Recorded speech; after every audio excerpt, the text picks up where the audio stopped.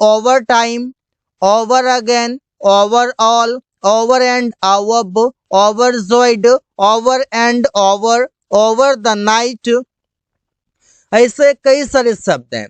तो चलिए सीखते हैं। ओवरजॉयड, ये सभी शब्दों में ओवर लगा हुआ है और आप देख सकते हैं कि वर्ड एक है लेकिन अलग अलग शब्दों के साथ मिलकर अलग अलग मीनिंग ले रहा है और अलग अलग मीनिंग से सेंटेंसेस बनाए जा रहे हैं जो हमारे स्पोकन में काफी ज्यादा प्रयोग होते हैं और रिटर्न में भी होते हैं। ओवरजॉयड का हिंदी मतलब है बहुत खुश।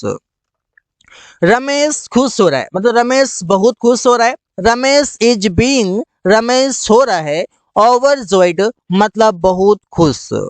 तुम आजकल बहुत खुश हो। You are overjoyed these days, you are overjoyed, तुम बहुत खुश हो। दीज डेज मतलब आजकल। वो क्यों बहुत खुश है? वाई इज ही ओवरजॉयड, तो ओवरजॉयड का मतलब ये है बहुत खुश, मतलब वेरी हैप्पी। ओवर, ओवर का हिंदी मतलब यहाँ पर है पूरा या संपूर्ण से। अब इसका प्रयोग कैसे करते हैं? जैसे वो पूरा देश घूम चुका है। पूरा देश मतलब कि एवरी स्टेट वो घूम चुका है।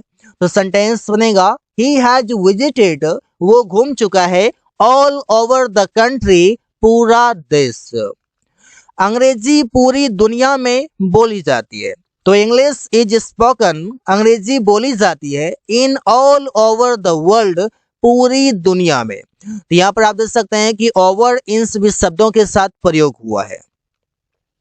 अगला शब्द है ओवरऑल, और ओवरऑल का हिंदी मतलब है कुल मिलाकर। जैसे आप जब सेंटेंस आप बोलते हैं कि कुल मिलाकर मैं तुम्हें 1000 रुपये दूंगा, मतलब ये सामान लाना है और कुल मिलाकर मैं तुम्हें 1000 रुपये दूंगा, उससे में तुमको सभी सामान लाना है। तो सेंटेंस बनेगा overall I will give you 1000 rupees. कुल मिलाकर उसने ये सभी, उसे ये सभी खरीदना है। तो ओवरऑल ही has to buy this all. तो यहां पर आप ऐसे प्रयोग करेंगे ओवरऑल से।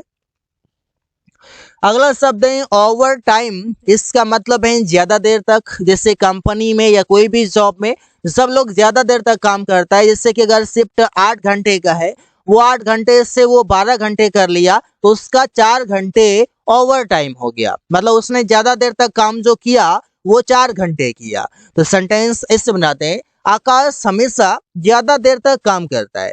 तो आकाश ऑलवेज वर्क्स, आकाश हमेशा काम करता है ओवर टाइम, मतलब ज्यादा देर तक। प्रिया ज्यादा देर तक काम की, प्रिया वर्कड ओवर टाइम, प्रिया वर्कड ओवर टाइम, प्रिया ज्यादा देर तक काम की। ओवर देयर, ओवर देयर का मतलब है वहां पर। जैसे हम बोलते हैं कि वे लोग वहां पर मैच खेलते हैं, इंग्लिश से इशारा करके बता रहे हैं, तो they play the match over there. तुम वहां पर काम करते हो, यू वर्क ओवर देयर। यहाँ पर आप देख सकते हैं कि ओवर देयर से मतलब है वहां पर, और सेंटेंसेस बनाना यूं ही बन जाता। रोहित वहां पर अंग्रेजी सीखता है, Rohit learns English over there. यहाँ पर सेंटेंस बनाना काफी आसान है और आप ऐसे ही सेंटेंसेस बनाकर प्रैक्टिस कर सकते हैं। ओवरफ्लो, ओवरफ्लो का मतलब है बहाना। जैसे कि आप कह सकते हैं कि दूध बह गया, पानी बह गया, या तेल बह गया, या कुछ और बह गया, वहां पर आप बोलते हैं इसे पानी बह रहा है, द वाटर इज ओवरफ्लोइंग। ये जो फ्लो वर्ड है ये है वर्ब, तो ये वर्ब है तो सेंटेंस में टेंस के अनुसार ये वर्ब अपना रूप चेंज करेगा। जैसे आपको पता है कि V1, V2, V3, V4 और V5 होते हैं। 4 और 5 तो बनाए जाते हैं, मेन हमारा V1, V2 और V3 है। जो टेंस के अनुसार ये पांचों का प्रयोग किया जाता है। यहाँ पर V4 आ गया है। दूध बह गया, तो द मिल्क ओवरफ्लोड, फ्लो का थर्ड फॉर्म फ्लोड हो गया। तो इससे आप सेंटेंस बना सकते हैं। अगला शब्द है ओवर एंड अबव, और इसका हिंदी मतलब है उम्मीद से ज्यादा। जैसे उसने उम्मीद से ज्यादा काम किया, जितना मैंने उम्मीद रखा था उससे कहीं ज्यादा काम किया। तो सेंटेंस सुनाएंगे he worked over and above. तुम हमेशा उम्मीद से ज्यादा मेरी मदद करते हो, लेकिन मैं इतना उम्मीद तुमसे नहीं रखता जितना तुम करते हो, उम्मीद से ज्यादा करते हो। तो सेंटेंस बोलते हैं you always help me over and above. तो सेंटेंस बनाना काफी आसान है, आप ऐसे ही बनाइए। Over the night, over the night का मतलब है पूरी रात या फिर कहें तो रात भर। जैसे उसने पूरी रात अमन को समझाया, ही मेड अमन अंडरस्टैंड, उसने अमन को समझाया। मेक अंडरस्टैंड मतलब होता है समझाना। ओवर द नाइट मतलब रात भर। मेक यू अंडरस्टैंड आपको समझाना। यहाँ पर देखिए अंडरस्टैंड का मतलब होता है समझना और मेक अंडरस्टैंड का मतलब होता है समझाना। अगर कोई ऑब्जेक्ट है तो मेक अंडरस्टैंड के बीच में आ जाता है। तुम पूरी रात सो रहे थे, यू वर स्लीपिंग, तुम सो रहे थे। ओवर द नाइट मीन्स पूरी रात। अगला शब्द है ऊपर, वो भी ओवर के लिए, लेकिन स्थिति गतिशील हो, वहां पर बात मोशन का हो, वहां पर बात स्पीड का हो, तभी वहां पर ओवर प्रयोग होगा, अन्यथा कुछ और। इससे पक्षियां नदी के ऊपर उड़ रही है, तो यहाँ पर ऊपर है, टच भी नहीं हो रहा है, लेकिन वहां पर गतिशील अवस्था है, वहां पर जो काम है वो गति में है। तो सेंटेंस बनेगा the birds are flying over the river. ऐसा आपने सेंटेंस पहले सुना भी होगा बोलते हुए या आपने देखा भी होगा। प्लेन शहर के ऊपर उड़ रहा है, तो the plane is flying over the town.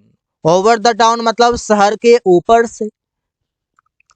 अगला शब्द है ओवर और इसका मतलब है ऊपर। जब एक वस्तु ऊपर ढके, एक वस्तु किसी को ऊपर ढके, जैसे बच्चे को कंबल ढक दिया जाता है, तो वहां पर आप बोलेंगे उसने बच्चे को कंबल ढका। ही पुट द ब्लैंकेट, उसने कंबल ढका ओवर द बेबी, बच्चे के ऊपर। मेरे ऊपर कंबल ढको, तो put the blanket over me. Over और ओवर का मतलब है ऊपर, लेकिन ऊपर के लिए तो ऑन भी है, ऑन टू भी है, और भी कई सारे शब्द है।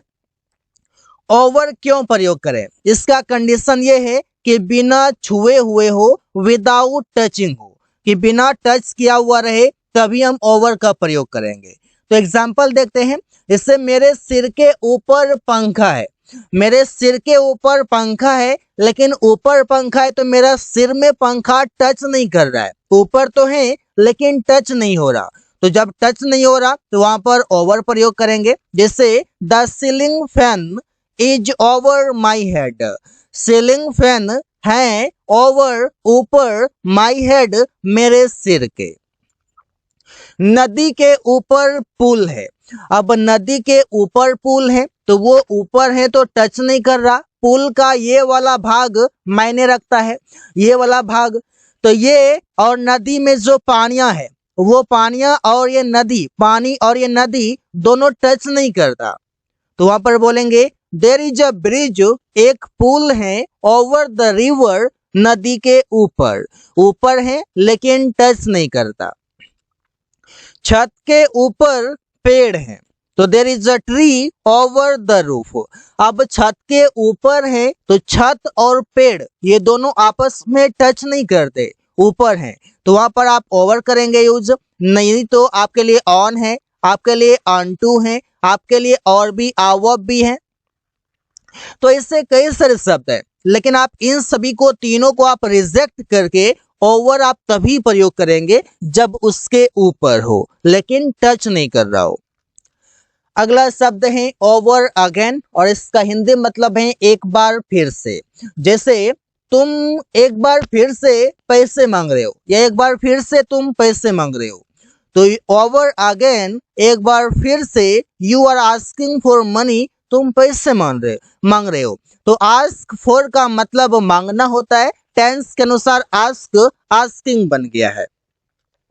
एक बार फिर से मैं वहां जाना चाहता हूं क्योंकि वो प्लेस बहुत ही अट्रैक्टिव था, मुझे बहुत अच्छा लगता है वहां, तो एक बार फिर से मैं वहां जाना चाहता हूं। तो सेंटेंस बनाएंगे I want to go there over again. मतलब ये कि ओवर अगेन को आप प्रयोग चाहे तो सेंटेंस के शुरू में कर लें, चाहे तो सेंटेंस के लास्ट में कर ले, मीनिंग का कोई डिफरेंस नहीं होगा, आप आसानी से कर पाएंगे। एक बार फिर से वो अंग्रेजी सीखने की कोशिश कर रहा है, he is trying to learn English over again. He is trying to learn English, वो अंग्रेजी सीखने की कोशिश कर रहा है। ओवर अगेन मीन्स एक बार फिर से। ओवर हियर का मतलब है यहाँ पर। जैसे बोलते हैं ना, मैं यहाँ पर रहता हूँ, वो यहाँ पर काम करता है, तुम लोग यहाँ पर रोज खेलते हो, तो यहाँ पर जैसे बोलते हैं उसके लिए अंग्रेजी बोलते हैं ओवर हियर। अन्यथा यहाँ के लिए तो हियर है और पर के लिए ओवर है। जिससे बोलते हैं यहाँ पर तुम उससे मिलते हो, तो यू मीट हर, तुम उससे मिलते हो। ओवर हियर यहाँ पर। सुमन यहाँ पर काम कर रहा होगा, तो सेंटेंस बनेंगे Suman would be working over here. या फिर अगर आप फ्यूचर के लिए बना रहे हैं, यहाँ पर आप वुड को विल में कर देंगे कि Suman will be working over here. ये आने वाले समय की बात हो रही है, फ्यूचर टाइम में वो यहाँ पर काम कर रहा होगा। हम लोग यहाँ पर बैठे हुए हैं, तो यहाँ पर तो वी आर सिटिंग, हम लोग बैठे हुए हैं। ओवर हियर यहाँ पर। ओवर एंड ओवर, ये दोनों का मतलब है लगातार। जिससे बोलते हैं कंटिन्यूअसली, तो वहां पर आप बोलते हैं ओवर एंड ओवर बोलेंगे। वो लगातार बोल रही है। शी इज स्पीकिंग, वो बोल रही है। ओवर एंड ओवर लगातार। बारिश लगातार हो रही थी। इट वॉज रेनिंग, बारिश हो रही थी। ओवर एंड ओवर लगातार, कंटिन्यूअसली। रमेश लगातार काम कर रहा था। Ramesh was working over and over. Over and over means लगातार, जो कि आप प्रयोग कर पाएंगे।